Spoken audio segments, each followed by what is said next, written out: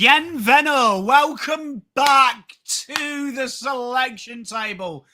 In positive but dire circumstances, we are looking at a round 2 fixture, Carlton versus Hawthorn. We are hoping for the biggest comeback since Dunkirk. That is where we are.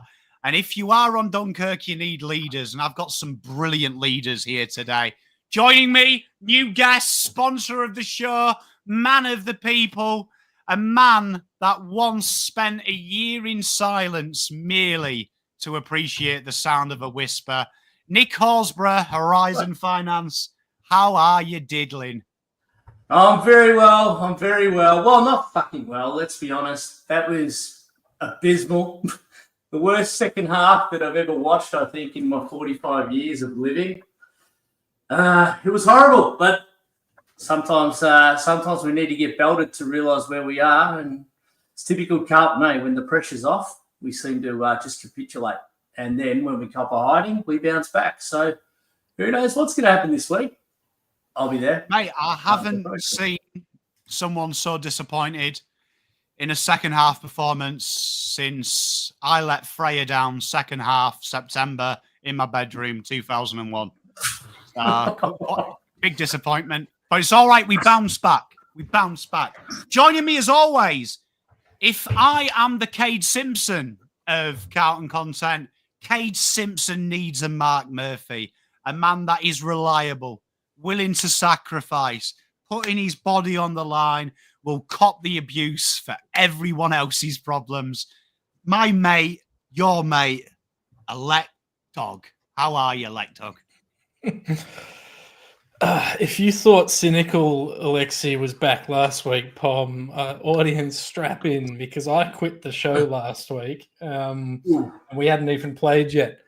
I mean, I don't know where tonight's going to go. I honestly don't know where tonight's going to go. I'll tell you what, our game plan resembles that of St Kilda and North Melbourne, and that doesn't fill me with confidence. But let's talk about, I don't know, Tassie's new mascot's pretty cool. We can talk about that if you want. What's its name? What is its name? I don't know if it's... I can't see its name, but it looks like Rattus from... what was that show called? Anyway, you'll know. The people in the audience will know. Does he play centre half back? I'll fucking take it. Can I just say, Let Dog, I gave you the billings as our Mark Murphy, and if ever there was a Mark Murphy moment, you've built me up, only not to finish off the job you started. You're telling me about a mascot, and you don't know anything about it. Cheers, mate. Thanks. Cheers. I don't know, man. If we were playing Frio, I might lift for you, but... And then our own Jagger Smith, a man plucked from obscurity, the new kid on the block, the man that's going to be the standard setter that drives us in to the next dynasty. Your friend, my friend, good human being as well. Jono Baruch, guard the stand. Jono, how are you, mate?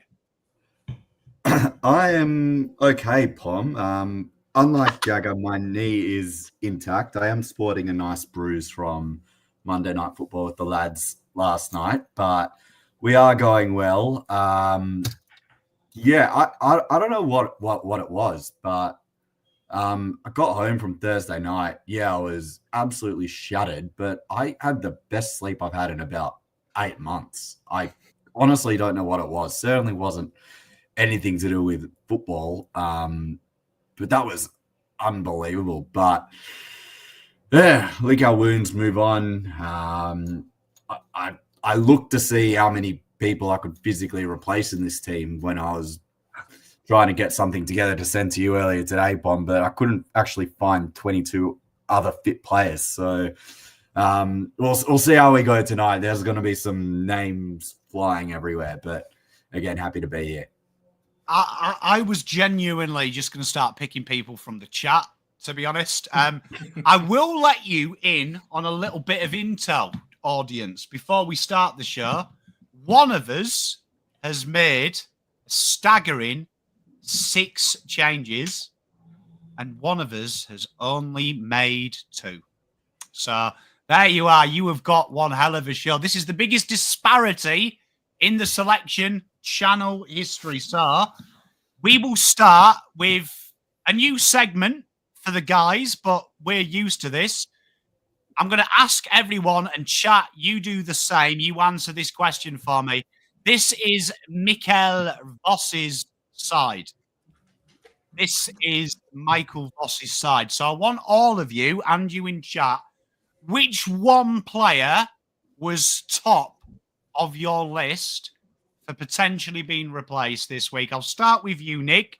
Who was the guy that you had thinking, okay, you're not there next week? Probably, I don't say it was Jesse Mottler. Like, I was so I thought he'd put in so much effort in the off season and looked ready to go, and he just looked lost on the park on the weekend. And let's face it, our whole forward line didn't fire. We need to mix it up. Mate, I think it's a fair call. Mr. Jono, who was your guy that you felt hadn't done enough? Geez, there's a few to choose from, but if I was me to pick one, I think I'm picking the guy that couldn't actually catch a cold, Nick Haynes. I read the stats on Friday morning and was surprised to see that he actually held on to 6 marks. But geez, everyone that was even had a modicum of importance about it, he just fumbled. So for me, it was Haynes. First Carlton game and probably his last for a while if some selectors get their ways here. And I don't know, maybe inside, but that's where I'm going. Well, I mean, it's a shame we didn't see Nick Haynes 5 years ago, because I think that might be the cure for COVID, to be honest. Definitely. Everyone caught COVID. Everyone catches an uncontested mark, not Nick Haynes. So we might have found the cure 5 years too late. And Lek Dog, who was yours? Well, I mean, I tell you what, if we had Nick Haynes 5 years ago, maybe we'll watch the replays of Nick Haynes 5 years ago, and that's why we recruited him. Nick Haynes is my man. Last week on the show, I was worried about what he looked like in the preseason and how clean he was in that practice game. I questioned in the off-season when we signed him, not necessarily as a depth player, but as a mature body. I was worried that Vossi would inject him straight into the team, which he did. And then he basically, and this is a guy who I used to love in Supercoach in real life, but he did exactly what I was worried he'd do, and he shat the bed, and he's out of my team, and I don't want to see him in there again for a significant period of time. You know what? Can I just say, the guys in chat is aware, but the two wonderful gentlemen who have joined, Jono and Nick, have never seen Cynical Lek Dog, right? But you are beginning to see a new Lek Dog. This is like the villain arc, because there was a lot of acid. That's the meanest I've heard Lek Dog talk about anyone. Mean. I'm not in the 6 years I've known him. Like, do you know what I mean? Like, well, I mean, mine, a little bit different. Mine is similar vein to Jono and Lek Dog. Mine is actually Mitch McGovern. Haynes, I was going to give a pass. New club, new experience, big crowd. Mitch McGovern is the guy that has been doing that role for 3 years, and he looked equally as fumbly. And I felt like the two senior defenders down there hung Wheatering out to dry. Like, so he's in my firing line this week. Lek Dog, some late changes here from you, because obviously you had Alazio. But take us through it, Mr. Lek Dog. What worries me, I alluded to this last week when I was trying to pick the team, is how quickly my opinion of the list has changed and how easy I thought it would be to name a side versus how hard it actually is to name a side. It's just the two changes for me. It's Charlie Curnow and Jordan Boyd in, Nick Haynes and Cooper Lord out. Cooper Lord, not because of anything he did wrong, but just because our midfield depth, if Sam Doherty in the team, is probably too large for him to fit in. I would probably actually like to have him in the team ahead of Sam Doherty, but I know that's never going to happen. Nick Haynes comes out. I'm glad the Jack Silvani experiment lasted for the 37 minutes or so that it did before we had to throw him forward where he should potentially play. Never want to see him behind the ball again. Not through that fault of his own in terms of his inability to defend, but more about I just want him forward of the ball, presenting and showing some heart. You'll see in my defence that I've got Lachlan Fogarty there, a man who has never played in defence before. And that's because I think he's one of the few players against Hawthorn's small forward line that might actually give a shit. So I've put him behind the ball, and his job is purely to harass and harangue your Ginevans and your Wizards. Other than that, the team is just kind of what it is. I kept Motlop in there just because, yes, he was bad, but there were moments where he was pushing up the ground, and I thought he never had a chance with the delivery we gave him. I actually did have a ratio in this team, but obviously we found out that his 1 week test injury is actually a 7-weeker, which is great. Classic Orazio Fantasia. Motlop stays in for luck, and I've got Brody Kemp in there. He's last on my bench. Maybe he's the sub. Maybe he rotates with Jack. I'm not really sure how it actually works. All I know is I don't want Jack Silvani behind the ball, and he was probably too good to drop. So, I mean, what I'm really worried about, I guess, is what I want to highlight is who the fuck is actually going to put in an effort against the small forwards of Hawthorn, because based on what I saw with the likes of Hollands and Camporelli and even Sardi to an extent last week was just not a defensive bone in their body, which does concern me. You know what, right? So everyone think of a question for Let Dog in chat, and gentlemen think the same. You know what? I was actually going to say, Let Dog, honestly, we might need to talk after the show. I'm worried about your drinking habits when I saw Fogarty back pocket. But you know what? you know what? As you were saying there, I was thinking, would I want Boyd on the Wizard and Ginny? Would I want Cowan on Wizard and Ginny? Would I want Sard on Wizard and Ginny when he's our injection? Would I want Boyd? You know what? I actually don't hate it. Like, is that something that...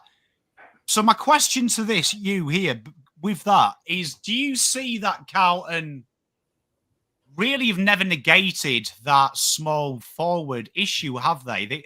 Since Chincotta's gone, who has been deployed there, it's kind of a run-with role, which we know doesn't work.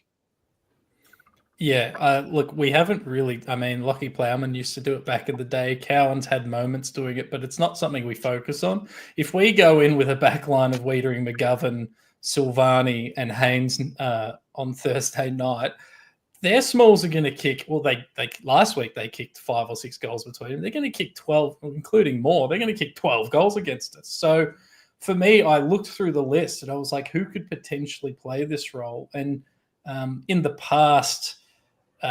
like a Hewitt has done that for Sydney, but I think we need him too much in the midfield on Will Day. So that's kind of the plan. I'd have Cottrell have a bit of a defensive role as well on Amon, but like I'm concerned. And I've seen some questions about why Evans is in there. Like, I mean, he's a small forward. They need someone to play the small forward role. Orazio Fantasia is not available. He just stays in likely as my sub, but yeah, it's got to be someone, doesn't it? You know what? When you text me Evans and Fogarty back pocket, I genuinely thought you'd come on the show to finish off what little sanity I've got left. But you know what? You've redeemed yourself, Lekdog. I'm back. I'm back to being happy. Jono, what questions have you got for Mr. Lekdog? Yeah, the first question that I have for you, Mr. Lekdog, is you've just mentioned you're thinking Cottrell does a defensive role on Carl Amon on the wing. What role do you then have earmarked for young Lucas, who probably had a debut that he'd want parts of back? And where does he fit in if Cottrell's going to be running the wings with Carl? Yeah, well, I mean, Carl also, I think more so when Carl's in the defensive side of the ground because he doesn't play the whole game on the wing. But Camporelli, I want him to continue having exposure at senior level. And I think we can cop a rotation of him, Akers, and Cottrell in that wing rotation. The Hollands and Campo being on the same side of the ground, I was looking at their heat maps, and I think that's just you're asking to be targeted. So that's more. It's less. I'm less worried about Campo's role and more worried about where I'm using Hollands.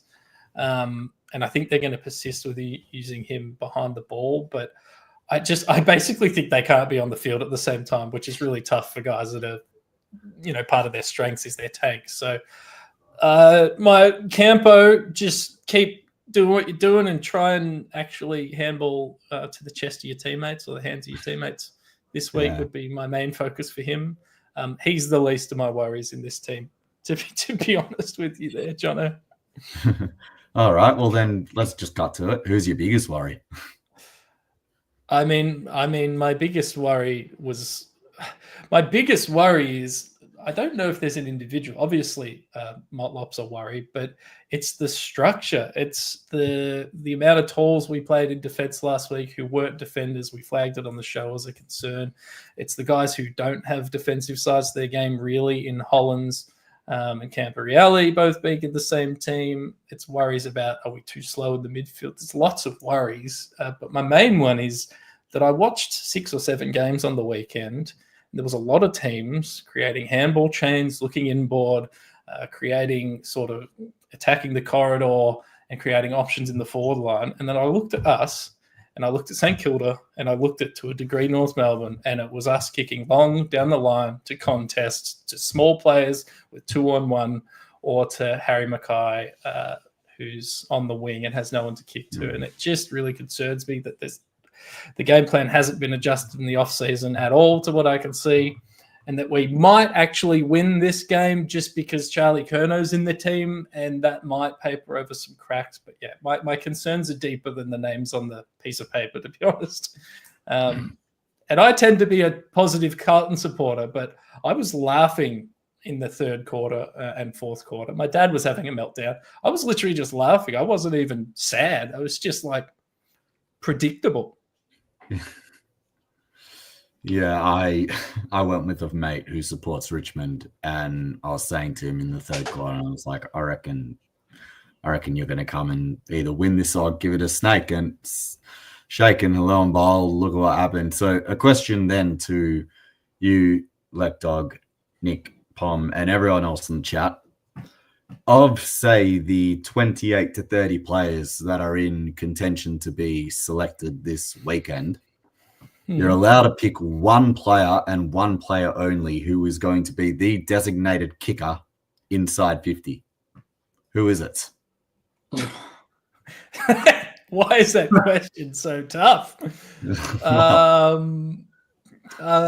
Gee whiz. The one designated kicker. I hope, can everyone answer this? I'm going to say, weirdly, JSOS. And here's why. I want JSOS being the guy that's marking the ball, 65 meters out and kicking into a forward line that in theory has Charlie Curnow and Harry Mackay in it. I don't know that there's anyone else on this list that I really want kicking the ball, to be honest with you. It's fair enough. Do you guys have any other guys? Who do you want beating inside 50? For me, when Jordan Boyd's on, he's on. Can find a chest. He doesn't just bomb, and I think that's our problem. We always think that either Mackay or Curnow is going to take a ripping mark if we kick it 500 metres in the air, and they can outreach everybody, and that game plan's predictable. They're not taking enough marks to win games doing that. We've got to lower our eyes and play with a bit more strategy. I think that's one of our biggest letdowns is we tend to, apart from last weekend, that second half, our disposal was woeful, but generally we'll towel teams up all over the ground, but it's our inside 50 entries for mine that let us down, and that's our biggest concern, and it's predictable. It's predictable. They'll get triple teamed or double teamed at least every time. It's going to get knocked down, and have we had the forwards that are really hungry enough with the pressure to win that ball when it hits the ground? I don't think we have. The last player I can remember that had that, like legitimately, maybe I'm overreacting, was like Mark Murphy, who was able to kick those short 20-meter kicks inside 50 and find open men. Otherwise, and it must be an instruction. Oh. It's that's what I'd kick like it to as know. far as you can. Yeah. Well, Kick it anywhere within range and they'll mark it. That's what it seems like. They're being told to do that. I don't know. Is it just what they think? I don't know. Who knows? Well, that's a coaching directive. Is it? Has to be.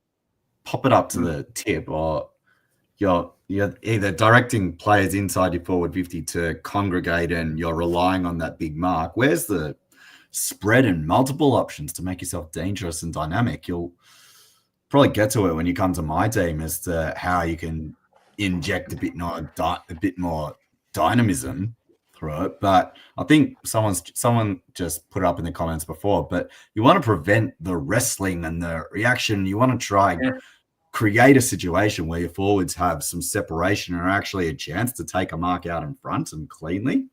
Open it up, go back to Pagan's paddock, run hard.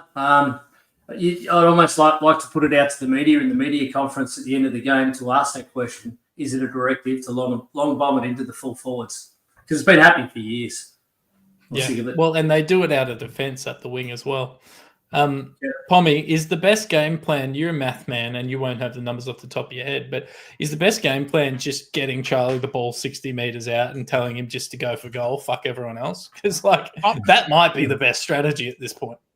Well, I mean, it's weird, isn't it? I mean, the best, ironically, over the last 10 years, statistically, the best two kicks inside 50 were Jack Silvani, 2017.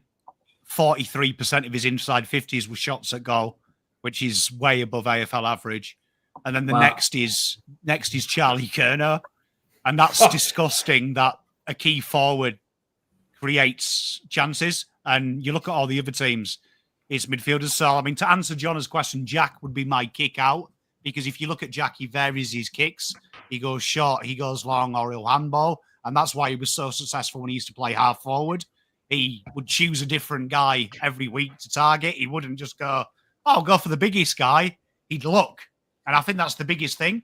So I actually disagree it's coaching directive. If you read the AFL manual, it's literally the safest tactic. If there's nothing on, long kick down the wing, safe space. If there's nothing on inside 50, long kick deep inside 50, you've got men behind the ball to lock it in. I actually think it's maybe not nuanced enough plan B to get to that stage. That is plan B. I think plan A isn't ironed on. And I think the players get scared. So the players instantly resort to the safe method than go aggressive. And I think the big difference between us and the rest is even this week, Essendon, they were beaten by Hawthorn and Mitchell was livid that it was that close. But Essendon never shelved the game plan. They played that new way, even though it killed them sometimes. It hurt them on the overlap. But you could see Brad Scott was like, I'd rather die by trying to do what we're trying to do or lose and get some lessons from it. Where I feel like ever since 2016 under Bolton as well, that we would try something new. And then when it didn't quite work, we'd resort to safe. And that's been safe for 12 years. And until someone puts their head on the pulpit, says, shoot me, I don't think you'll ever get what you want. I think we'll always go to plan B, which is safe. With Fremantle, with history at the minute, Fremantle, they're the same. They don't go bold enough for long enough, and it kicks them in the ass. So that's my take. It's my take on it. But that being said, I've heard all your problems. We've gone from the least changes to the most.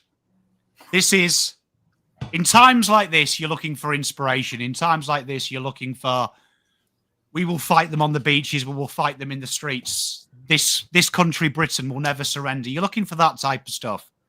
So what I've done is I've looked at the team and I've gone, right, you know what? Let's force these boys to play to their weapons. Let's remove as many safety blankets and say, this is probably the best 23 5 years from now. So I've gone Cowan, Holland's back pocket, put him in the safe zone, let him distribute with 17 people in front of him. Jesus, centre half back, give Cowan the Haynes McGovern role. Be like every other club. They only play 3 tall players. Let Cowan attack the ball. Let Cowan direct traffic. It's what he was doing better than anyone last week, apart from Wheatering. Let him have that job. And Matt Carroll was very impressed with the VFL. The club has announced that he is fit for this week. He will be eligible in the injury report. Shit, he would have made my team if I knew that. I looked up on the injury list and it said 1 week. But maybe that was the week he goes. It said test on the one that I saw. I believe I'm right. So test on the official. Yeah. And Sard on the other half-back. So what I've got there is, like Doug said, he wanted someone to tag.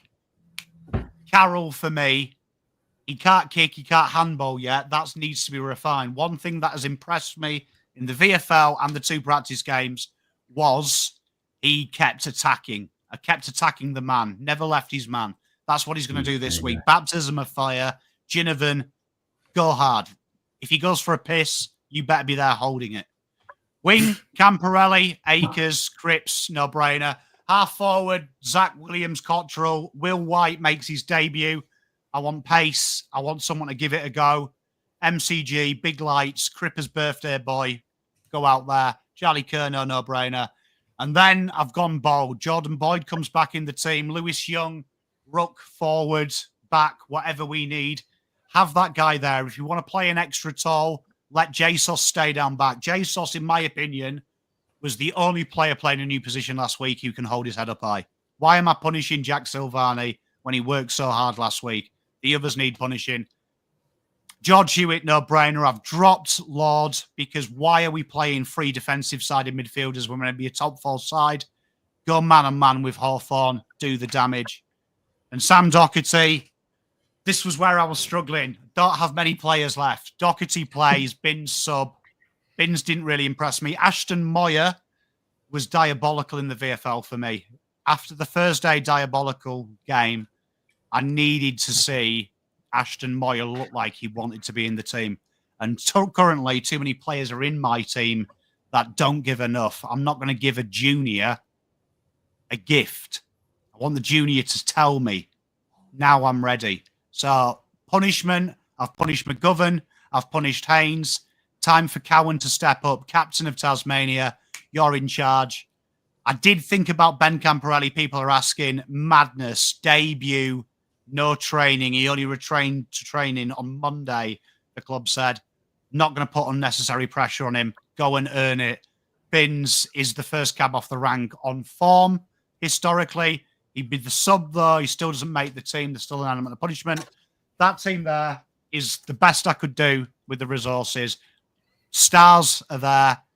Role players have to earn that job now. So give them it. Time to do it. Pommy, tell everyone about Will White in your forward line for those who don't know anything about him. To be honest, if Will White's in this team, his directive is what all the forwards should be. You don't leave inside 50 even if there's a fire at the MCG.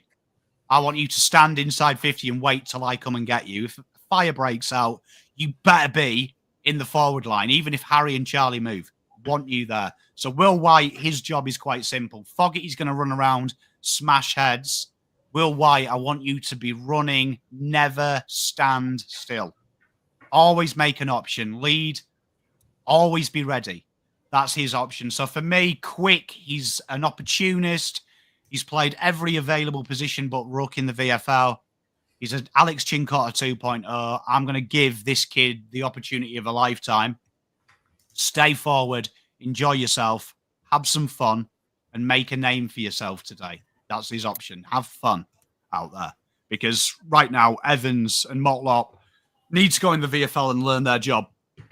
For me, let's give it to him. He's hungry. He said it's a dream. MCG, 80,000 people there. The Blues need something. Be that something. Be that something. So that's his directive. Pommy, talk to me about Jackson Binns. There's a bit of, we saw at the end of last year that he could come in and do that job on the wing, could find the ball. As the games got better, he got a little bit better in using them in both of the games.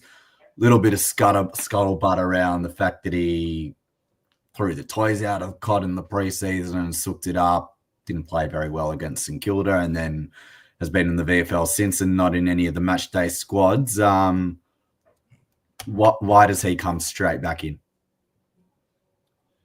For me, look at the people that I've left out of this side. There isn't many people. I've left the 2 Irish kids. They're nowhere near ready. Ben Camporelli, it's the wrong message, in my opinion. No training. You return Monday. Why would I risk ruining his career for the short of that? For Binns, for me, it's putting it out there and saying, you know what, you're the sub. This is how close you are. Hawthorn have been open about Carlton. We know they're weak. Their work rate isn't there. Fourth quarter, when I call your name, show me why I'm wrong. Show me why I'm wrong. You're going to run hard for 20 minutes and enjoy yourself. Go out there and take the game to them. This is your opportunity. Go out there. So that's what it is for Binns. If he's hungry, I think that should be honed.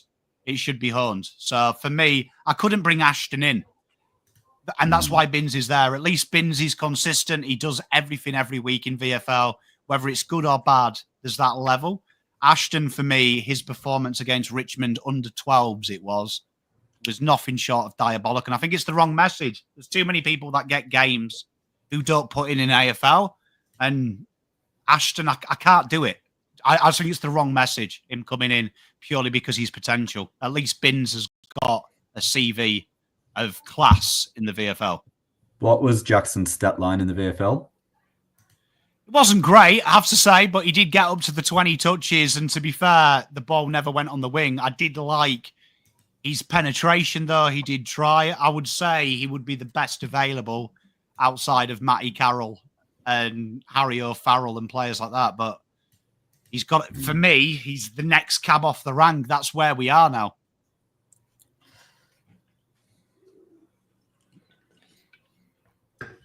Who's your backup for fun? Young. Oh, yes, of course. So that's why I brought him in. I can't have Harry going in the ruck, losing his momentum. Harry needs to get in. Harry was close to being dropped, if I'm honest. I felt last week is really a message you've got to send to the players that is unacceptable, that level of effort, because that was what Harry was. It wasn't skill and application. It was effort.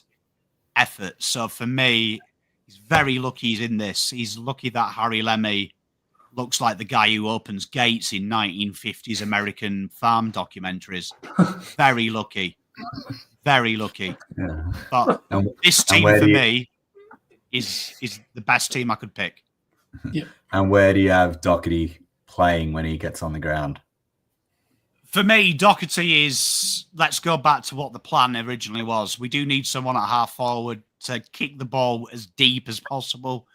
For some reason, Zach Williams and Cottrell are both obsessed with this dinky kick. One thing I'll give Sam, when it kicks, it gets deep, and someone's got to play out the goal square. So for me, he's a bits and pieces player this week. If you need someone in the mid, go for it. If you need someone at half forward, go for it.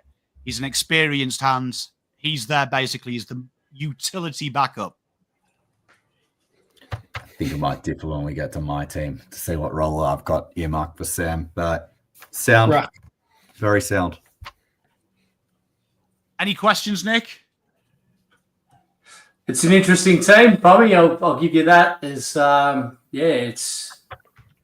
I like Carroll in the side. If I had known he was available, I would have picked him because I didn't see him in the reserves. I haven't seen him in the reserves. I saw him in the practice game, but I thought his delivery by foot was fantastic.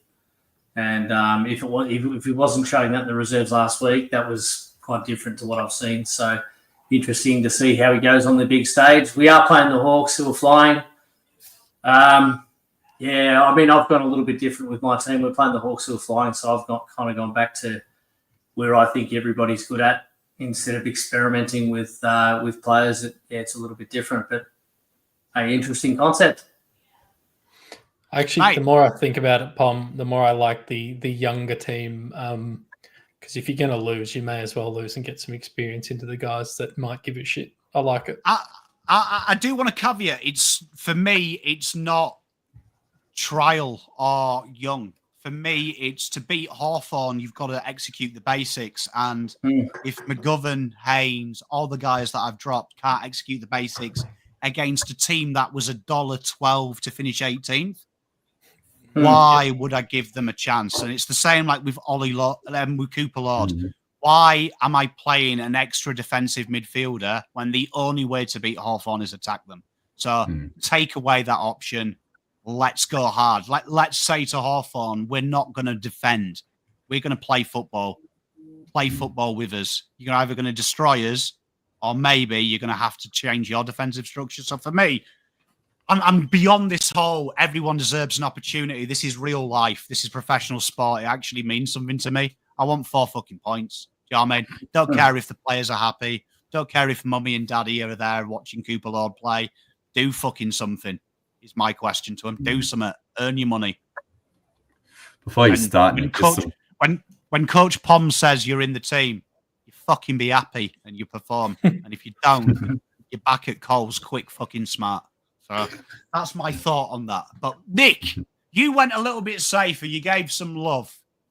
I did. Look, Tell me. I want some strength back in the back line. So Carlton, I'm backing him and Boyd in to be absolute terrors. And take down Ginnivan, absolutely shut them down. And Boyd by foot out of the back line. I want to see a lift from Sardi. I think he's capable of a lot more than he's been showing. He just doesn't seem himself. Maybe he needs us woofing a bit harder, but yeah, I didn't have it in me to woof in that second half last week.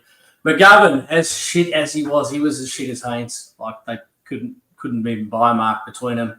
I felt that it was unusual. He is normally Mr. Reliable in our back line, so I'm giving him a chance. And Doherty, I'd be using him back to where he's made his name on that half back line. We need experience against Hawthorn, or else Hawthorn I feel are going to run over the top of us. So just strengthening that back line out. I've also brought in Young on the bench because he can play that role, switching in another tool in the back line if we need someone blocking holes, taking marks in front of Ginnivan in the hole. He can play ruck. Why the hell did we put Patrick Cripps and just absolutely exhaust him and put him in the ruck? I don't understand that logic. So Youngie's coming back in for me. Across the centre, predictable. I mean, Akers, Cripps, and Ollie Hollins. I think Ollie looked a little bit, as much as he tried, he looked a little bit lost across that half back line. I don't think he's quite big enough, strong enough. I think, put him back on the wing, running up and down all day, taking out players and helping us direct traffic, even maybe resting in the forward line. I just don't see him as a defender. I never could. I thought it was the weirdest selection to have him on the half back. Half forward, I thought JSOS, when he went forward, looked his strongest. I know he's been experimenting and trying in defence. Again, I think we've got the cattle and experience that's got that covered. And JSOS has a forward option. Your stat before, I didn't know. Would you say 43% of his inside 50s lead to a shot on goal? That's a pretty good stat. There's no bombing there. So playing him across the half back. Curnow can come in. Yeah, he can we can wheel around and arch around from 60 if he gets it. And he can penetrate some goals and be good to see him back in the side. Cottrell brings that attacking spirit when he's on. I'm dropping Evans. I'm dropping Motlop, and they can have a rest. But I didn't see Moya play in the reserves, and he showed a little bit of electricity when he came in the ones last year. And I'm hoping that he'll bring that back on a big stage. Why not switch it around? Mackay, mate, got to lift some. Got to play better than you did. Some second efforts. He didn't look like the same. He just didn't look enthusiastic. And is that, when we start dropping our heads to see, he needs to be a leader. He's big. He's stronger than just about anyone. He's got to play like it. I can't drop him, but where else do you play him? And Williams, I think Williams in that first quarter gave us a little bit of spark and then sort of lost his edge. I'm giving Williams another chance. TDK, Walsh and Chera in the centre. So Lucas Camporelli, great debut. You probably have him rotating with Ollie Hollins to keep the boys fresh, keep that pace injected. Play them properly. Don't exhaust them and keep them there all game. Please, Vossi, move the fucking magnets around the board a little bit. Don't sit everyone on the bench and tire our bulls out. Like I don't understand what happened. So we've got the cattle, rotate him. Fogarty, he can play in defence. He can play forward. He can play wherever. Hewitt, you've got to have in the team. He's another leader. And I'm putting Kemp as my sub because I think to put an experienced player like Doherty in as a sub, it's just you've got to have your leaders out there. Kemp is a little bit of a swingman. He can go back, he can go forward, he can maybe play in the centre depending on where's required. So, yeah, for me, Kempy's my sub this week. I like it. Very well explained. Mate, he's good at this, isn't he, Nick? He's learned. He's slick. He's learned what we look for and what we pick on. So, I mean, the question I've got asked to you, Nick, is you mentioned their experience, right? So, where I am with my team, totally different to yours. I've gone with young players and stuff like that. Is I'm of the school, we've seen these boys predominantly for 6 years, and we know their limitations. And we've been beaten by Hawthorn last year, a younger and inexperienced team. We got beaten by Richmond last week, young and inexperienced team. Where do you look at in this team? Who's going to give you something different? What are they going to do that they haven't done before? Like, what makes you think? I love the back line, though. It's smaller, which says to me it's in 2025, not 1985. But for you, what are you saying to these boys that's going to break them something different? I think that after the pumping last week, hopefully they're feeling the rocket and they're inspired to do better. Like I said, like Sardi, he's not playing himself. McGovern, I haven't seen McGovern play like that since we first recruited him, and he was scared of his own shadow.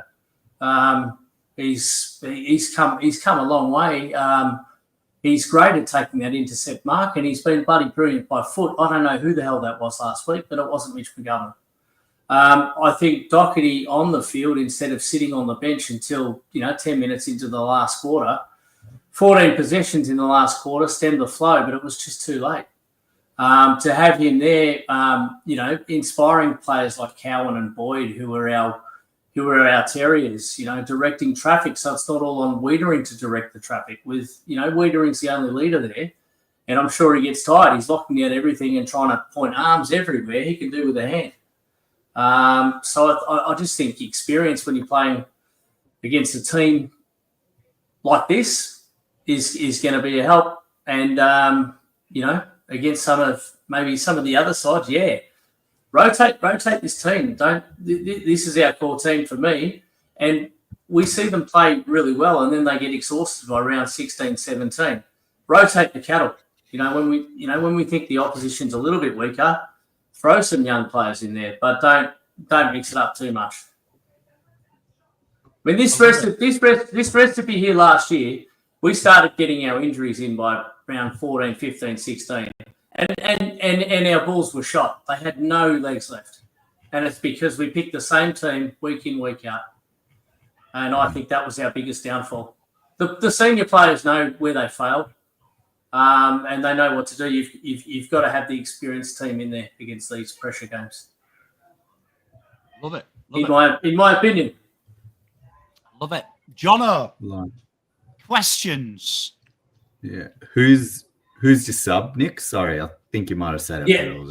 I said Kempy because Kempy can play a few different positions. If we need him to go down back, he can go down back. If we need him to go forward because, say, Williams is off his game and not firing, we can sub Williams. But for Christ's sake, do it earlier.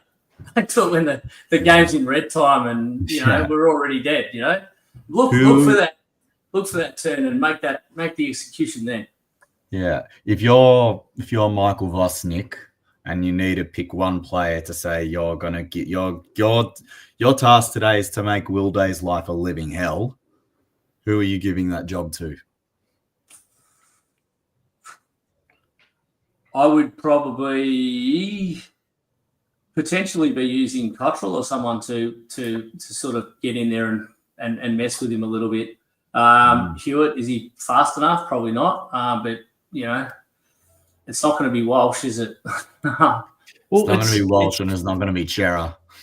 It's funny you say that, guys. Like, I've been thinking about it as you talked about your team. Why not have Walsh not run with him as a tag, but just be the man that Will Day has to become answerable for? Because Will Day can go forward and hit the scoreboard.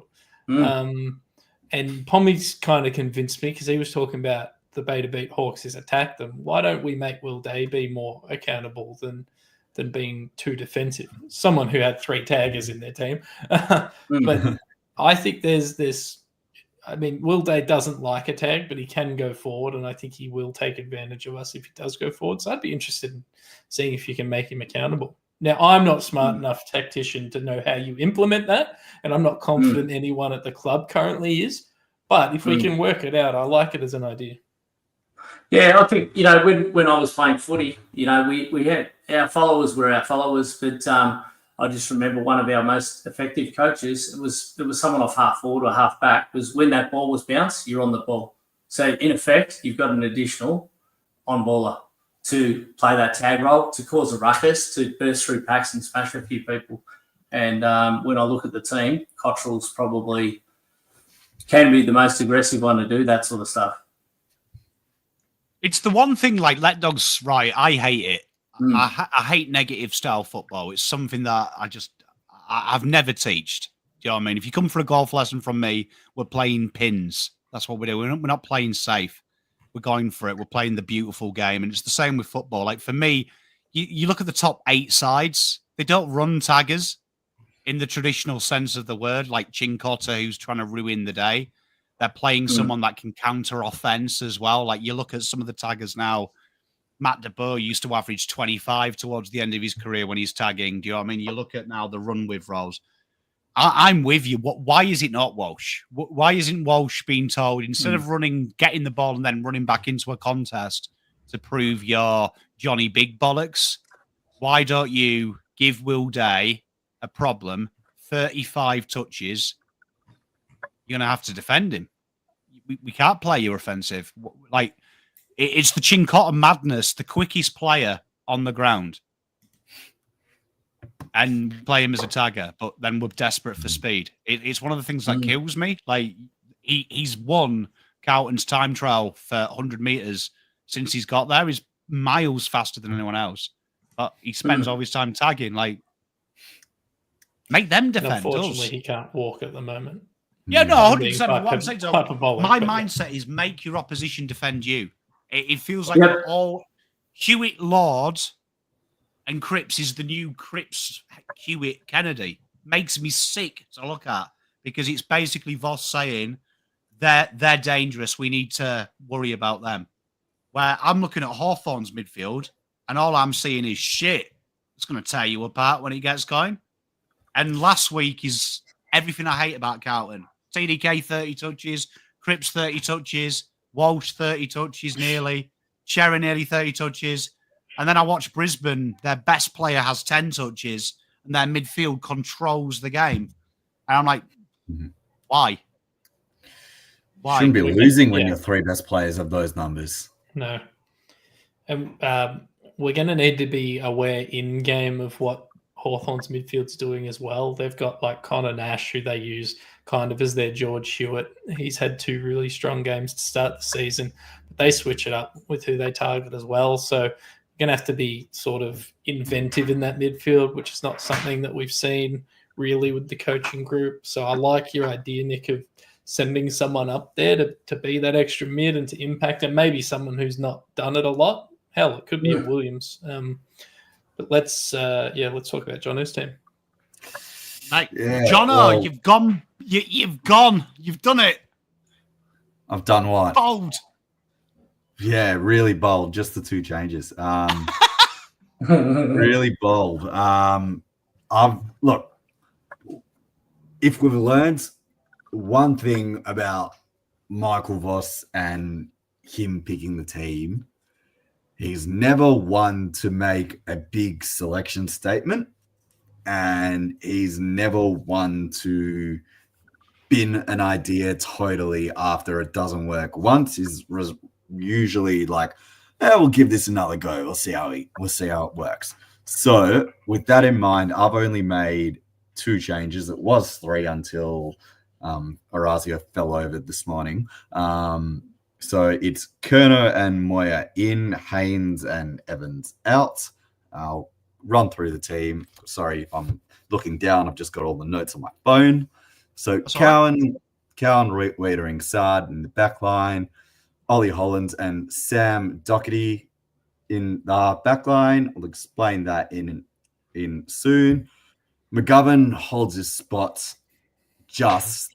I toyed with the idea of saying you were on the effort of the kicking off the ground and into the Jacob Hopper's lap alone, saying that's a droppable offense. But I've decided, you know what? You're a senior player. You can have 1 mulligan, but that's it. That's it. And you need to be on for the rest of the year. So he gets a reprieve. I'll explain what his role is right now. We mentioned this last week. He showed that he could play a little bit smaller in that practice game against the Giants. So I'm earmarking him for a role on maybe not Hawthorn's most dangerous small forward, but someone who's probably going to stay back, because we saw it a little bit in the first half last week, the way that the system worked with the interceptors. Wiedering hung back as the anchor, and then you had whether it's going to be a Silvani or a Kemp hanging back as well. And then I would like Mitch McGovern to be the one who probably stays about 10 meters at most in front of Jacob. So Jacob's always your anchor point. The problem is Hawthorn's probably going to have a smaller forward playing as their deepest forward. So that's something that is going to need to be looked at. Hawthorn might also go, well, they've lost Scrimshaw. Seton Frost might come in and play forward, but they might also bring in Jack Gunston, who can play that forward. The other thing to keep in mind is it's meant to rain a bit on Thursday in the afternoon. So that's something to keep an eye on. Akers, Cripps, Camporelli stays as it is. Sam Walsh and Zach Williams are your half forwards pushing up to the stoppage again to give that extra midfielder. Charlie Kerner, welcome back some. Jesse Motlop stays in the team. Lockie Fogarty stays in the team as well as the half forwards. The reason why they hold their place over someone like Francis Evans is because I think they've got a couple of points to their game where I don't think Evans does. Like, they can have that run in the midfield and provide a little bit of an extra burst, whereas I don't think Evans can do that based on what I've seen and what he showed on Friday night, on Thursday night. De Koning, Ruck, Chera, Hewitt. The bench is as it is. I've kept Cooper Lloyd in as the sub, and I've gone for Moya. I hadn't seen his VFL game, Pom, but after what you've said, I'm thinking about it. My thought process behind Moya is, despite how badly he probably played in the twos, he can't do any worse than what the small forwards produced the other night against Richmond. And while he had a dirty day in the twos, allegedly, he still kicked a couple of goals, which is more than what some of the smalls did. So maybe it's that level above needing him and he can elevate himself to that level. I'm not 100% sure. People are probably asking, where is Jordan Boyd? I am holding back on Jordan Boyd just because I'm not sure if he's physically ready after just 3 quarters against Richmond's VFL team. I put a tweet out earlier today. He's fit, he's available, he's ready to play a full game this week. I just don't know if it's going to be at AFL level or VFL level. Doherty plays defense because I think it's very similar to what Nick described. Just do what you're good at. Just play that role. Be that penetrating kick off halfback. Rack up the ball. be a wall, be a defensive general. I'm not throwing Matt Carroll or Billy Wilson to the wolves. Carroll could elevate if he's given the chance, and Wilson probably isn't ready. So hence Doherty, just go do what you're good at. Haynes goes out. He couldn't catch a cold last week, and I'm mindful of going in with 4 talls against a small Hawks brigade. So Haynes goes out, Doherty comes in, and he can play tall. Cowan can play a little bit taller and smaller. And I've got Silvani playing that second ruck role, and he's going to split his time forward and back as well. Fogarty, Cottrell, Motlop, they're all on watch. Another poor one, and they're very much in the gun.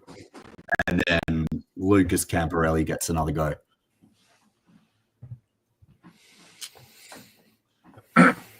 Tell you what, I've got to say, just congratulations, all 3 coaches, because your explanations, top draw. Ian, when he comes back next week, is in proper trouble at the minute. But my question is, was there any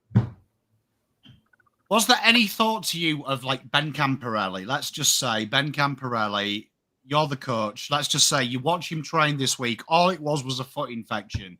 So from speaking to people who know more than me, he could still keep his cardio up quite well. It was mainly something that just needed heavily managing. So let's just say he plays all week training, tearing the house down. How far is he off your selection, Jono? At the moment, pretty far. And that's purely from a place of we need to become a little bit more dynamic, and I'm not sure putting in another inside mid will do that. Mate, I like it. What would he have to do? Like, let's just say, what game in VFL this week would make you next week say, let's bring him in? I'd like to see 2-3 weeks of solid VFL numbers, and that doesn't necessarily have to be go get a heap of footy 2-3 weeks in a row so the stat sheets look good. If he plays, and you watch the VFL a lot closer than I do, Pommy, if he can string together 2-3 good weeks in a row, particularly if the season unfortunately has that bit of a stench about it, but if it's going to be one of those years where we're just better off getting games into players that are going to be there in the next run, then if it's 2-3 weeks of good footy, then get him in. Give him a taste of it.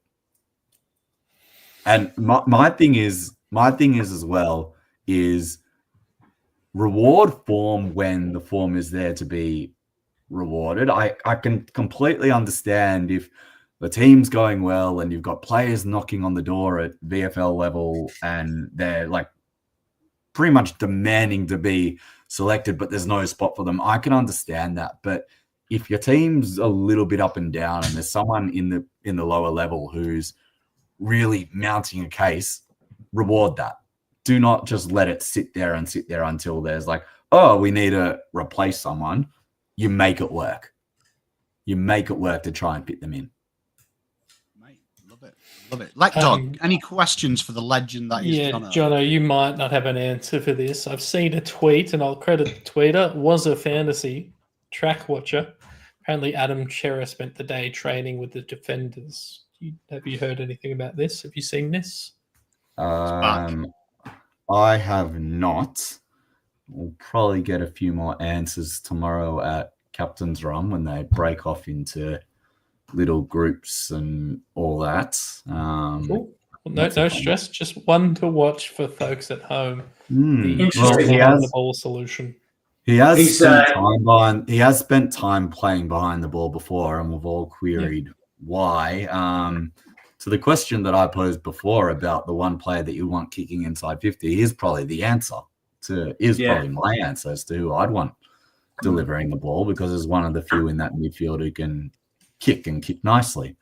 So I wouldn't want to see him in the back line. That's why I put Doherty back, and that's why I've named him for a full game. It's just play back, play in that role where you were all Australian in. We discussed this last week. I'm sure we'll keep bringing it up all year as he continues to play and rack up the midfield minutes. I can understand he wants to play midfield minutes, but what made Carlton so good at the back end of 2023, everyone put their own personal egos to one side, and they're like, I'm playing this role for the betterment of the team.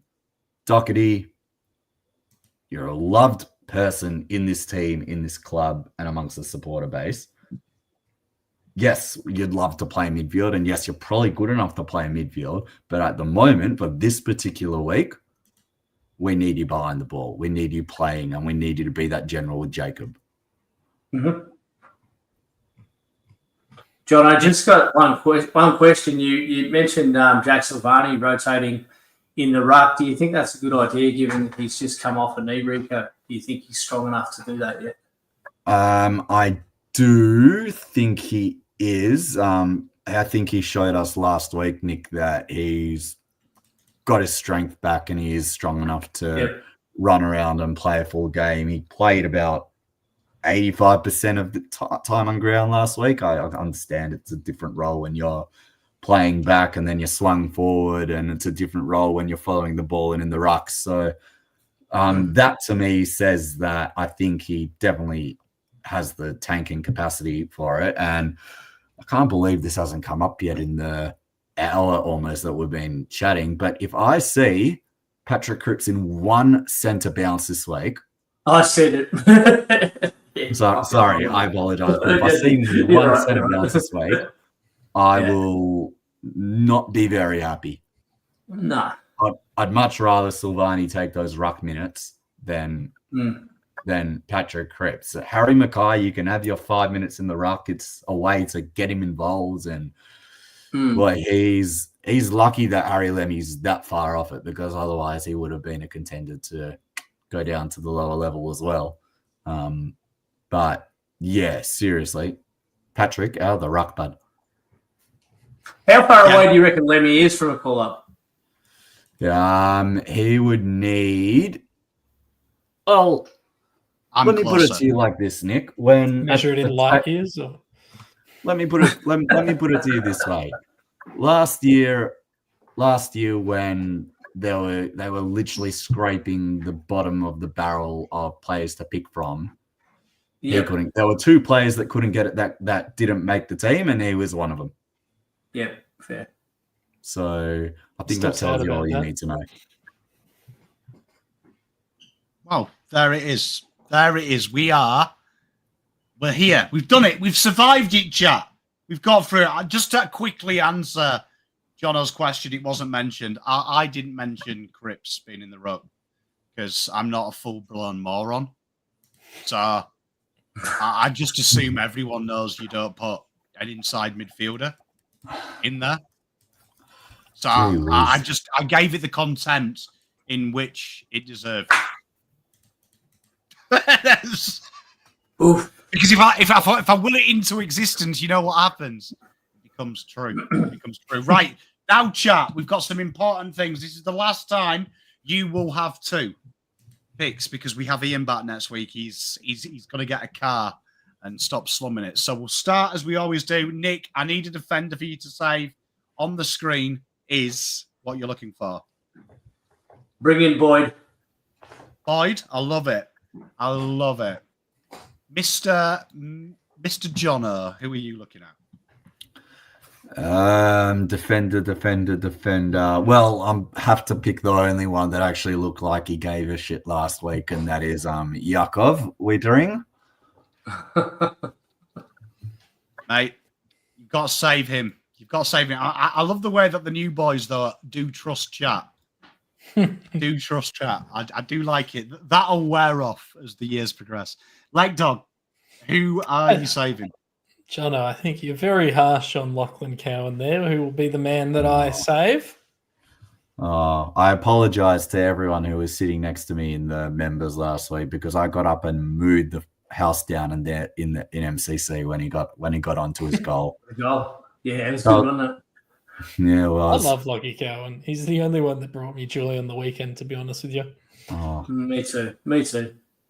When would you be concerned? I know we're digressing, but when would you be concerned that if Tassie comes in and he's not signed up long term? Mate, I'm already concerned. They're basically anyway. We don't. That's another show, but they're basically going to set up the situation so they get him for free. Like I've already accepted that internally. Yeah, I don't want to think about it. That is why I gave him a proper job, just because I couldn't do it. But the guy I'm saving, you know what? This is a shout out to Lana. Jesus has to be in that team. Centre half back. You know what I mean? Only one out of McGovern, Haynes, and Jesus was the only one who looked like he actually gave a shit about defending. Chat, I need 2 defenders. I need half-back flankers. Remember, I'm playing Hawthorn, so I want you to be bold. I want you to be expressive. I want you to take the game to these idiots. So the players that you are going to select from are Akers, Ben Camporelli, Jackson Binns, I was going to say Michael Carroll, Matty Carroll, Adam Chera, Cottrell, Cripps, Kerno, Doherty, Evans, Fogarty, Hewitt, Kemp, Camporelli, Lord, McGovern, Mackay, Moyer, Motlop, Ollie Holland, Sard, TDK, Walsh, White, Williams, and Young. So we've got Sard Doc, Sard Camp. Ooh, I like that rocking Kemp. Sard. Jesus in the defender. Sard's definitely in. Chat, do your best. Just ignore Lewis, because Lewis is talking about re-signing Matty Owies. The guy who was our best defender last week isn't a defender. World's fucking gone mad, man. Who we got? It looks like it's Doc and Sard. Yeah, I reckon the next vote for Carroll or Doc chooses, but I'm happy to go with your decision there, Pommy. Well, we're not getting any more votes, so I think it's Doc. I do think Sard's it's Doc. definitely in. You know what? Isn't it beautiful to see Sard back where he belongs and Doc? The end of whatever experiment we've got. Up next, midfielders. We'll start in reverse order. We'll go Lek Dog first. Mid. Tom DeConning. Oh, Lek, come on, mate. You're better than that. Jono. Walshy. Everyone's getting excited here. Nick. Chera. I like the way that we've all talked a big game of changing team. Seen these people quite a bit. You know what? I've got to do it because I'm scared that he might not get there. Lucas Camporelli is in the team. Chat, 2 midfielders. You need a centre man and a winger. You've got a wide variety. You've got Akers, Binns, Carroll, Cottrell, Cripps, Kerno, Evans, Fogarty, Hewitt, Kemp, Lord, McGovern, Mackay, Moyer, Motlop, Hollands, White, and whoever the last guy is, Young. Williams and Young. Ollie and Cripps. I've already saved him. Don't worry, Rocking Kips. Cripps and Akers. Cripps and Akers. So there's a bit of chat about Adam Sard being a shit kick in chat. I've just pulled up his numbers and he goes at like 90% every week. So I'm just not He sure. made his first mistake on the weekend. Yeah. And I don't know if I'm a shit Carlton supporter, but I freaking love when the Bronx whoosh came from the Richmond fans. I loved that. Because I'm all about chaos and shithousery, and I thought that was brilliant. You know the wonderful thing about Sard, as it's Cripps, it looks like it's Cripps and Akers just by Adan, you've done it. My worry about Sard is, and it's a great comment here, Soul Runner. We are the only club in the world that plays the quickest guy in the back line that runs and carries in a lockdown row, and we don't look to him. We kick to him. We don't handball to him. Like watching Rory Laird go down back this week, and all day long he just gets himself free and they handball to him in space. I was like, Sard must watch that and go, people taking piss out of me. Legit, is someone winding me up? The only thing, LS, is if you play him on there, you look at his running numbers, the guy doesn't top 12K. So for a winger, you've got to hit 15K as a bare minimum requirement. So that's the only issue with it. In hindsight, it looks good. But in reality, Saad would be haggard. Because genuinely, sprinters aren't very good long distance. Forward line, as my camera the light just blew. Nick, I need a forward, mate. Patrick. Mate, you've always got to have a ginger in this team. That's another Pom rule. Right. Cotters, Mr. Jono. Charles. First, Welcome back, Charles. I haven't had to save him this week. It's amazing. Leg dog. Yeah, I'll put Zachary Williams in there. And I just want everyone to ponder what we're going to do about the back line of Barras, Battle, Sicily, with Frost, who might also float through there at times. Just something to think about. You know what I mean? The next guy, you know what? I'm going to do it. I don't care. White's in the team. Give me something new.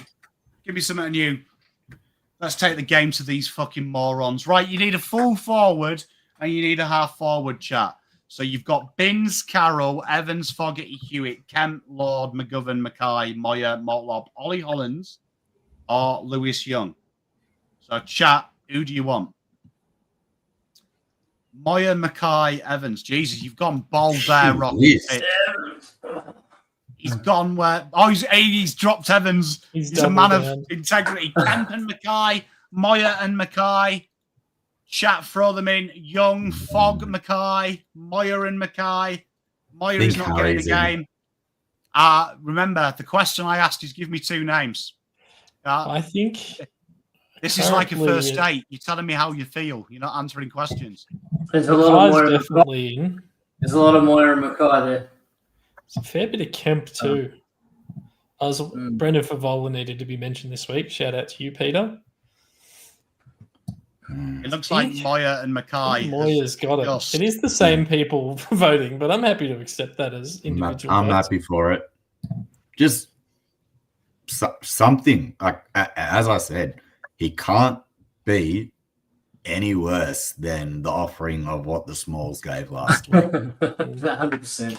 It will be sad when Sicily just sits off him and takes 37 intercept marks. But other than that, it couldn't be any worse. How many, like as a collective, Sicily, Barras, Battle, I reckon they'll take 45 between them.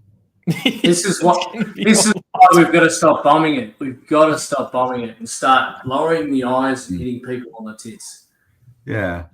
I think the hardest thing about this game is you're going to watch Barras, and then as the game goes on, you're going to realize, shit, he was the recruit that we should have sold the farm for.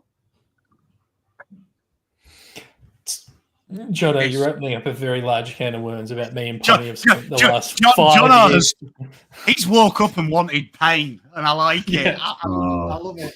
Lexi, we need to go have a chat, mate. Let's get We've done 5 years of off seasons talking about holes we needed to fill, and Tom Barras has been at the top of that for quite some time. Anyway, it's okay. He's at Hawthorn. Well, we need to find a bench, so I'll go with Jono to start. Who's your first bench guy? Tom Barras. Unfortunately, they haven't opened the trade period yet. Yeah, so Vince Carroll, Evans, Fogarty, Hewitt, yeah, I'll pick Ollie. Just everyone had a dirty game, but his effort in the second quarter where he absolutely put his body on the line as well, that was quite incredible. So, and for me, like, I was skeptical last week about what role he's going to play, how I was going to do it. As I said, I can see the vision. I could see parts of it, but I'm still not sold. But I want to give him another go. Right, I love it. Nick, who you saving? I'm saving Lewis Young. And play he's angry, back. Lewis. Play angry. Like, Looking at who we've got left, I think you've actually convinced me on a few players here. So I'm going to pick Fogarty as my my selection. You've convinced me over the hour and a half about some omissions. So I'm happy to pick Fogarty over the others. I'm going to bring in George Hewitt. Right, so chat, we've got one extra person for our extended bench.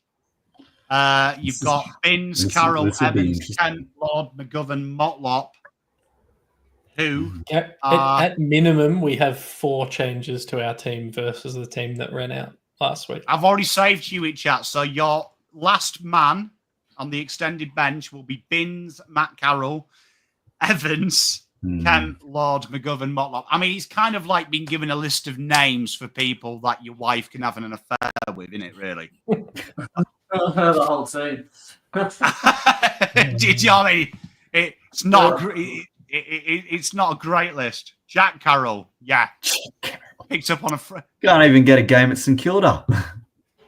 Lewis has to be an opposition fan. I've genuinely... it's either an opposition fan... Yeah. Ignoring the fact that Roken has said Kemp 700 times, I do think Kemp has won this vote. Looks like Brodie Kemp has kept his role. Carlton going in bold. So that is your team. Statement made. Don't mind that. Boyd, Wheatering, Cowan, Doherty, J. Sossard, Akers, Cripps, Camporelli, Moyer, Cripps. Why did I say Camporelli twice? Moyer, Kerno, Cottrell, Williams, Mackay, White, TDK, Walsh, Chera, Oliver, Hollands, Young, Fogarty, Hewitt, and Kemp. Chat. We have extended the axe. We have cut them. And Mr.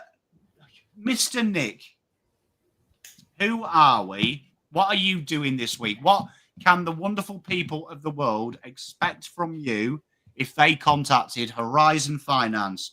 What can you do for them? I can offer advice on fixing up your credit files. I can get loans for you and make sure as a blue bagger you are looked after and not ripped off. There's a lot of sharks out there. And there's also, the way that the banks are now credit scoring people. It doesn't take long. If you don't know what you're doing, you put in 3 applications to 4 different banks, 4 applications into 4 different banks to see who can give you the best deal, and all of a sudden your credit file's shot and you don't get good rates. So I am here to if you don't have the time, you need to buy a car and focus on your job. I've got car brokers that work for me. Any sort of lending, give us a call. Add me on Instagram at Horizon Finance Group. And if you got any questions, everything's said in confidence. Feel free to reach out. Go Blues. Blues. And Mr. Nick, Mr. Jono, you've got a lot to do on Gardner Stand, but what can they expect from the Gardner Stand this week? Well, I'm in the middle of writing a piece, which should go out tomorrow morning. I'm hoping it goes out tomorrow morning.